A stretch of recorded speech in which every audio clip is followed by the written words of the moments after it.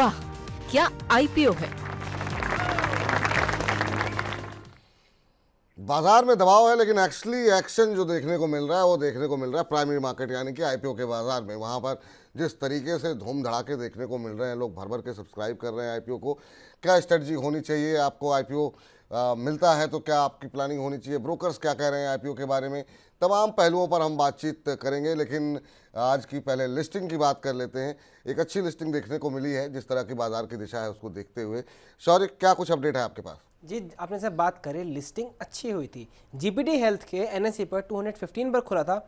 Issue price है 186, यानी 15.6% के प्रीमियम पर लिस्ट हुआ है। लेकिन लगता है इस पर बाजार की दिशा का असर पड़ा है, क्योंकि अब अगर लेटेस्ट प्राइस देखें तो वो 200 के नीचे आ चुका है। करंटली जीपीटी हेल्थ के 197.15 पर ट्रेड करता हुआ नजर आ रहा है। जीपीटी हेल्थ केयर सर, क्या जो लोग आईपीओ से चूक गए थे, क्या उनको जो है, ये जरा हटा दीजिए, ये मुक्का प्रोटीन से बाद में बात कर लेंगे, अभी हम जीपीटी हेल्थ की बात कर रहे हैं। तो जीपीटी हेल्थ केयर में सर क्या स्ट्रेटजी होनी चाहिए? अभी क्या जो लोग चूक गए हैं उनको सेकेंडरी मार्केट से एंट्री करने की कोशिश करनी चाहिए? देखिए, आईपीओ में जब हमने बात की थी तो आपको बोला था कि जो रिस्कियर इन्वेस्टर हैं या रिस्क एपेटाइट जिनकी ज़्यादा है वही केवल करें, क्योंकि कंपनी ने बहुत कुछ जो है ऑफर नहीं किया था टेबल पे इन्वेस्टर्स के लिए, क्योंकि सिमिलर काइंड ऑफ वैल्यूएशंस पे दूसरी कंपनियां उपलब्ध हैं और उनको अपॉर्चुनिटी साइज काफ़ी ज़्यादा है। और इस कंपनी ने जो जितने भी 5-7 साल में काम किए हैं, नंबर ऑफ बेट्स इंक्रीज नहीं हुए थे। तो मुझे लग रहा है कि वो उस कारण से मार्केट बहुत ज़्यादा इनको जो वैल्यूएशन नहीं दे रहा है।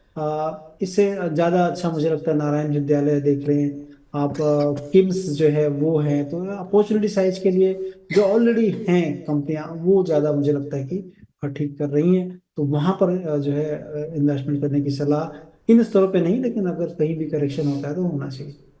जी। इसी पर सर एक मोटो जोशी जी हमारे दर्शक हैं और इस पर इनका सवाल आया है कि आज ही जीपीटी हेल्थ लिया हुआ है, 350 शेयर इन्होंने लिए हुए हैं 204 के भाव पर। पोजिशनल टारगेट क्या हो सकता है, लॉस बुक करूं या फिर अभी मैं वेट करूं? तो आज इन्होंने सेकेंडरी मार्केट में 204 के भाव पे लिए हैं सर।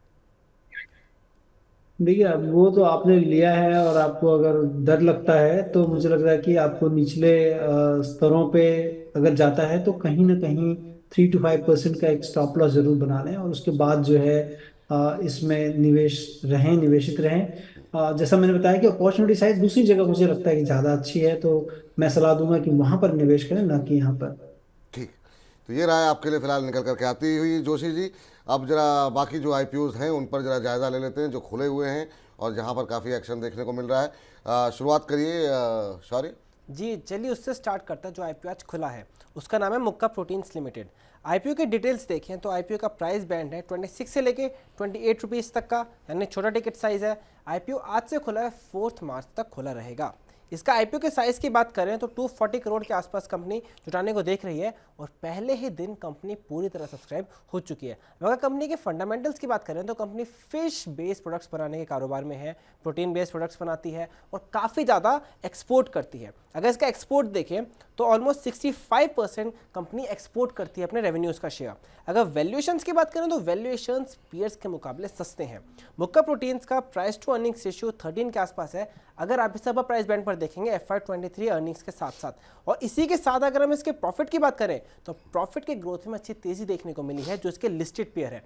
लेकिन उसी के साथ कंपनी ने अनलिस्टेड पेयर्स के साथ भी अपना वो कंपेयर किया, वहां पर प्रॉफिटेबिलिटी इतनी अच्छी नहीं है। अब ब्रोकर्स ने जनरली लॉन्ग टर्म के लिए एडवाइस करें और लॉन्ग टर्म में अगर आप इन्वेस्ट कर रहे हैं तो आपको एक बात का ध्यान रखना है कि कंपनी पे कुछ लीगल केसेस चल रहे हैं और अगर उनका कुछ नुकसान हुआ तो वो कंपनी के कॉर्पोरेट गवर्नेंस पे असर डाल सकता है और साथ साथ प्रॉफिटेबिलिटी पर भी असर पड़ सकता है। जी, जरा ब्रोकर्स किराए जरा दिखा दीजिए। ब्रोकर्स किराए में स्टॉक बॉक्स करें, सब्सक्राइब करें। मास्टर कैपिटल सर्विस कह रही है सब्सक्राइब करें मध्यम से लंबी अवधि के लिए। आनंद राठी भी कह रहे हैं सब्सक्राइब करें लंबी अवधि के लिए। तो ये मुक्का प्रोटीन्स पर ब्रोकर्स किराए निकल करके आती हुई। सर, ये जो लीगल केसेस चल रहे हैं ये कितना डेंट लगा सकते हैं कंपनी को, और आप कैसे देख रहे हैं मुक्का प्रोटीन्स के इस आईपीओ को? देखिए, लीगल केसेस का फॉल आउट तो निकालना बहुत ही मुश्किल है, क्योंकि मैं उसमें एक्सपर्ट नहीं हूँ कि कैसे क्या चीज़ें हो सकती हैं। लेकिन मुझे लगता है कि कंपनी के नंबर्स को देख के लग रहा है कि कंपनी की ने लास्ट के 3 सालों में काफ़ी अच्छा जो है ग्रोथ किया है। और जो है कह लें कि लास्ट के 6 महीने में भी ग्रोथ अच्छी हुई है, तो कंपनी के नंबर्स तो काफ़ी अच्छे दिख रहे हैं। लेकिन अगर अगेन कॉर्पोरेट गवर्नेंस के अगर कुछ इश्यूज के कारण इन पे लीगल केसेस हैं, तो मुझे लगता है कि जो रिस्क अपेटाइट जिनकी होगी, केवल उन्हीं को सलाह होगी कि इस कंपनी के आईपीओ में निवेश करें। तो अगर आपकी जोखिम लेने की क्षमता है तभी आप यहाँ पर पैसे लगाएं, अदरवाइज अवॉइड करें। लेकिन अगर जोखिम नहीं लेना चाहते हैं तो कहाँ पैसे लगाएं? वहाँ पर भी जो है कई सारे आईपीओ खुले हुए हैं। शौर्य, जी चलिए अब उन आईपीओ की बात कर लेते हैं जिन्होंने धूम मचा रखी है। तो पहला काम है एक्सिकॉम टेलीसिस्टम। आज लेटेस्ट आंकड़ों के हिसाब से कंपनी 56 टाइम सब्सक्राइब हो गया है और रिटेल का सब्सक्रिप्शन तो 96.31 टाइम सब्सक्राइब हो गया है और एनआईआई का सब्सक्रिप्शन सबसे ज़्यादा यानी 114 टाइम सब्सक्राइब हो गया।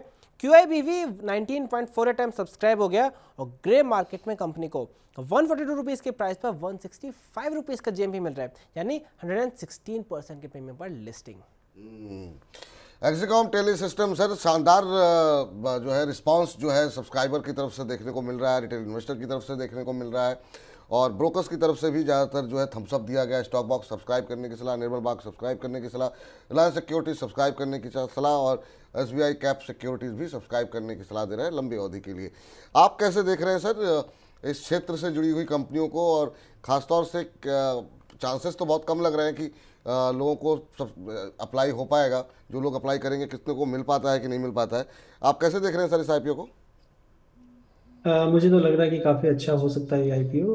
बहुत छोटा है, जैसे आपने बताया कि 429-30 करोड़ के करीब का ही टोटल आईपीओ साइज है, जिसमें कि फ्रेश इशू 329 करोड़ के हैं और 100 करोड़ का जो है वो एफएस है। बिजनेस फंडामेंटल मुझे लगता है कि गोइंग फॉरवर्ड काफ़ी अच्छे रहने वाले हैं कंपनी के। और कंपनी जो है इलेक्ट्रिक व्हीकल सप्लाई इक्विपमेंट्स में है, क्रिटिकल पावर सॉल्यूशंस बनाती है जो कि हमारे मोबाइल टावर्स के अंदर लगते हैं। तो ये तमाम चीज़ों में कंपनी का जो है होना, उसी उसके इकोसिस्टम में मुझे लगता है कि बिजनेस फंडामेंटल काफ़ी अच्छे हैं। लेकिन कितना मिलेगा ये कहना मुश्किल है, क्योंकि बहुत ही छोटा आईपीओ साइज है। ये बड़ी समस्या है कि अगर आप अप्लाई करते हैं तो मिलने के चांसेस जो है वो काफ़ी कम है। इस बीच हमारे एक दर्शक हैं कि कह रहे हैं कि मैं जानना चाहता हूँ मुफ्ती के बारे में। तो चूंकि आईपीओ से जुड़े हुआ सेगमेंट है सर, तो हाल फिलहाल के जितने भी आईपीओ आते हैं उसको इस पर शामिल हम कर लेते हैं। अनुराग जैन जी हैं ये, और 30 शेयर इनके पास हैं मुफ्ती के 282 के भाव पर इन्होंने लिए हुए हैं। कह रहे हैं मैं अपनी स्ट्रेटजी 6 महीने के लिए बनाना चाहता हूँ। देखिए, मुफ्ती का जो लास्ट क्वार्टर के नंबर आए थे वो थोड़े जो है निराशाजनक थे, और जिसके कारण कि मार्केट में हमने इसमें काफ़ी फॉल भी देखा है। दिसंबर क्वार्टर के नंबर्स अच्छे नहीं थे। और कंपनी लास्ट क्वार्टर सितंबर में 28 करोड़ था, इस बार 16 करोड़ की केवल प्रॉफिट आई है। ऑपरेशनल लेवल पे भी नीचे था, तो जिससे लेकर थोड़ा मार्केट में निराशा है। Year on year last year में देखेंगे तो काफ़ी अच्छा था प्रॉफिट, ऑलमोस्ट जो है मोर देन डबल था। बट लेकिन मोमेंटम जो है वो थोड़ा नीचे आ गया। इसलिए मुझे लगता है कि प्राइस में भी गिरावट देखने को मिली। थोड़ा वेट करना पड़ेगा आपको, नंबर जब तक ठीक नहीं होते हैं तब तक जो है आपको वेट करना पड़ेगा। ठीक। सॉरी, अगली कंपनी बताइए। जी अगली कंपनी है प्लेटिनम इंडस्ट्रीज। वहां पर भी आईपीओ ने काफी अच्छा सब्सक्रिप्शन देखने को मिला है। टोटल 41 टाइम सब्सक्राइब हो गया है। यहाँ भी देखें सबसे ज्यादा सब्सक्रिप्शन दिख रहा है हाई नेटवर्थ इंडिविजुअल्स का। इन्होंने 93.29% सब्सक्राइब करते हुए नजर आए हैं। अगर हम इसके ग्रे मार्केट प्रीमियम पर नजर डालें तो 171 रुपीज़ के प्राइस पर 95 रुपीज़ का जीएमपी मिल रहा है यानी 55% के प्रीमियम पर लिस्टिंग। सर यहाँ पे कैसे देख रहे हैं आप? ये भी आप यहाँ पर भी हम देख रहे हैं काफ़ी अच्छा रिस्पांस मिल रहा है और निवेशकों की तरफ से। आनंद राठी कह रहे हैं लंबी अवधि के लिए सब्सक्राइब करें। स्वास्थ्य का इन्वेस्टमार्ट कह रहे हैं कि सब्सक्राइब करें, और कैपिटल मार्केट की तरफ से भी ये कहा गया कि मैं सब्सक्राइब यानी सब्सक्राइब कर सकते हैं। आपकी क्या सलाह रहेगी सर? देखिए, इसमें सब्सक्रिप्शन करना चाहिए, क्योंकि जिस जगह पे है कंपनी पोजीशन है, तो लो लीड बेस्ड स्टेबलाइजर्स बनाती है कंपनी। सीपीवीसी जो एडिटिव्स हैं, लिब्रिकेंट हैं, जो कि पीवीसी पाइप्स में लगते हैं, उसके मोल्ड में लगते हैं, तो वहाँ पर है कंपनी में। अगर आप देखें, एबिटा मार्जिन भी काफ़ी अच्छी है, तकरीबन जो है 23% 26% के आसपास रही है। तो और कंपनी का जो है सारा जो आरओसी है काफ़ी सुपीरियर आरओसी है, 28% के आसपास। और लेकिन again at the same time जो है इशू साइज बहुत ही छोटा है, फ्रेश इशू है। टोटल 235 करोड़ रुपए का इशू है, तो कितना मिलेगा is very difficult, but I think करना चाहिए आईपीओ। करना चाहिए, अप्लाई कर दीजिए। हो सकता है कि मतलब जो है किस्मत हो तो मिल ही जाए, लॉटरी सिस्टम है तो हो सकता है आपका नंबर ही लग जाए। चलिए, इस बीच हमारे एक दर्शक हैं मोटो जोशी जी, कह रहे हैं कि सर जब आप बात कर रहे हैं तो ज़रा भारत हाईवेज़ के इनवाइट पे आपकी राय जानना चाह रहे हैं। अगर आपने देखा हो सर तो कुछ टिप्पणी करना चाहेंगे क्या? तो मैंने बहुत देखा नहीं है, बट आप देखें कि इनविट जो है, ये भारत इनविट, ये रोड प्रोजेक्ट्स हैं कुछ इनके पास, जी और आप इनविट का मतलब है कि आपको फिक्स इनकम की तरह देखना चाहिए, क्योंकि उसमें जो पैसे लगते हैं वो पैसे इंफ्रास्ट्रक्चर में जाते हैं। और इस इंफ्रास्ट्रक्चर में आपको जैसे रोड में अगर होगा तो रोड के टोल टैक्स जो आएंगे, उसका पैसा वो पहले ले लेते हैं निवेशक से, और वो जो भी कह रहे हैं कि जो भी प्रॉपर्टीज हैं वो फ्री होती हैं, और उससे जो इनकम आती है वो उसका डिस्ट्रीब्यूशन उनके जो है यूनिट होल्डर्स को होता है। तो ये एक फिक्स इनकम की तरह डिस्ट्रीब्यूशन होगा, और जिसमें प्राय जो है अगर देखा गया है 8 से 10-11% के करीब का यील्ड बैठता है इसमें।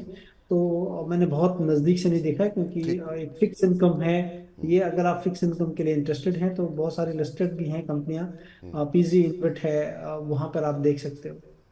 ठीक। सॉरी, असमी क्षेत्र में क्या हालचाल है? जी, एसएमई क्षेत्र में जैसे रोजाना की तरह बहुत ही शानदार ट्रेंड देखने को मिल रहा है। पहली कंपनी है पूर्व फ्लेक्सी कैप। पूर्व फ्लेक्सी कैप के आईपीओ का आज आखिरी दिन है। प्राइस बैंड है 70 से लेकर 71 रुपीज़ पर शेयर का। आईपीओ से 40 करोड़ जुटा रहे हैं, जो पूरा ही फ्रेश इशू है। और आज लेटेस्ट आंकड़ों के हिसाब से कंपनी 200 टाइम्स ज़्यादा सब्सक्राइब हो गई है, और 71 रुपीज़ के प्राइस पर कंपनी को 110 रुपीज़ का ग्रे मार्केट में प्रीमियम मिल रहा है। सर, इन आईपीओ में से सर आप कोई ट्रैक कर रहे हैं आपने ऐसे क्षेत्र के? एसएमई के आईपीओ को सॉरी इस बार तो मैं ट्रैक नहीं कर पाया, थोड़ा बिजी था, मैं ज्यादा ट्रैक नहीं कर पाया, तो इसमें बोलना थोड़ा चल, मुश्किल है मेरे को। कोई बात नहीं, चलिए हम आगे इस पर डिस्कशन कर लेंगे। तो ये फिलहाल आईपीओ बाज़ार की हलचल है, जहाँ पर काफ़ी सारे दर्शकों के सवाल भी आए, हमने उसके उत्तर भी दिए। और फिलहाल जो है मुक्का के अंदर जो है ये कहा जा रहा है कि अगर आप जोखिम लेना चाहते हैं और वाकई में मुक्के खाने के शौकीन हैं तो फिर आप रिस्क ले सकते हैं। अदरवाइज़ बाकी दोनों आईपीओ में अप्लाई कर सकते हैं। मिलने के चांसेस कितने हैं वो आपकी किस्मत पर निर्भर करेगा। सॉरी, बहुत बहुत शुक्रिया, बहुत बहुत धन्यवाद आज की इस चर्चा में जुड़ने के लिए। तो फिलहाल वाह क्या आईपीओ है, हमें इतना ही। वाह क्या आईपीओ है।